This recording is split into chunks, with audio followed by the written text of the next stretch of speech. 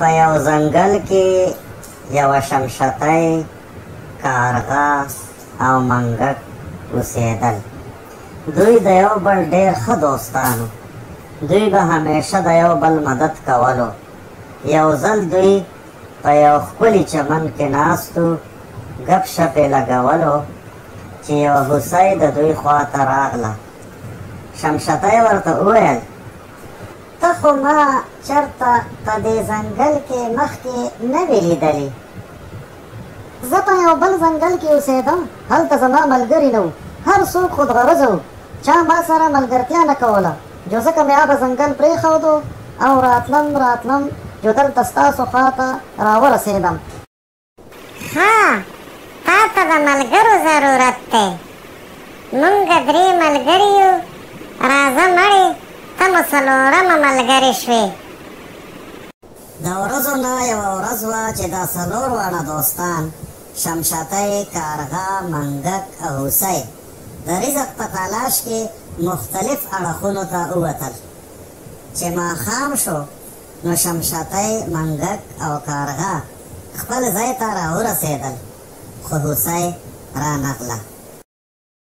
دا خو ماښام شو، خدای دې خیر کوي. هوسۍ ولې رانغله؟ راځئ چې پسې وځو او لټونې وکړو. تاسو په ارام کښېنئ، زه پسې ورځم ځکه چې زه الوتی شم. کارغه والوتو. څه ګوري چې هوسۍ د ښکاري په جال کې نښتې ده. کارغه د هوسۍ خواله راغلی. هوسۍ ورته ووې: زما ملګریه، څه وکړه او ما د دې جال نه ازاده کړه. کر مه کوه، زه ځم چې هغه نور ملګري خبر کړم. کارغه په تیزۍ سره والوتو، د شمشتۍ او منګک خواته راغی او دوی ته یې ټوله قصه تېره کړه. منګک یې سمدستي په شا سور کړو او د هوسۍ خواته ورسېدو. منګک زر زر د جال تارونه په خپلو تیره غاښونو کټ کول شروع کړل. هوسۍ ازاده شوه. په دې کې شمشتۍ هم پیدل د دوی خواته راورسېده. په دې کې ښکاري راورسېدو. کارغه والوتو.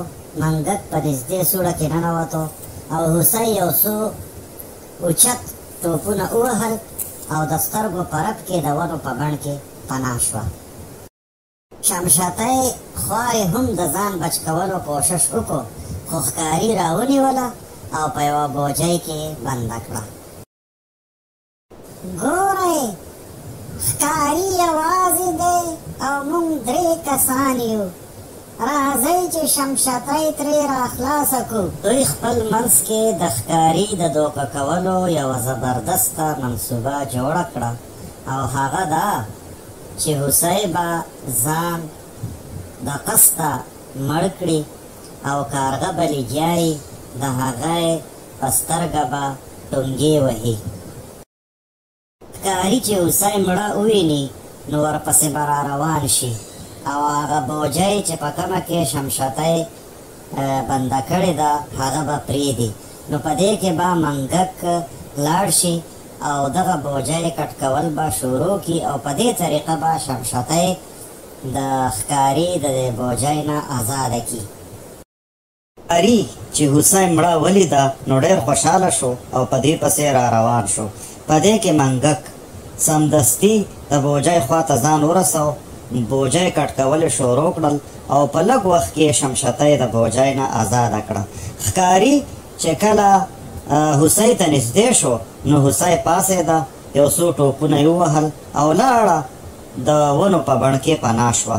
کارغه والوتو او دغه شان چې کله ښکاري واپس بوجۍ له راغی نو د بوجۍ نه شمشتۍ تلې وه. نو دغه شانتې د ښکاري ډېر زیات مایوسه شو او کارغه په خپله منصوبه کې کامیاب شو. کله چې دا 4 واړه دوستان یو ځای شول نو ډېر خوشحاله وو او هر یو ومنله چې واقعي په اتفاق کې برکت وي او د خپلو 2 ملګرو په ژوند بچ کېدو یې د خوشحالۍ سازونه وغږول.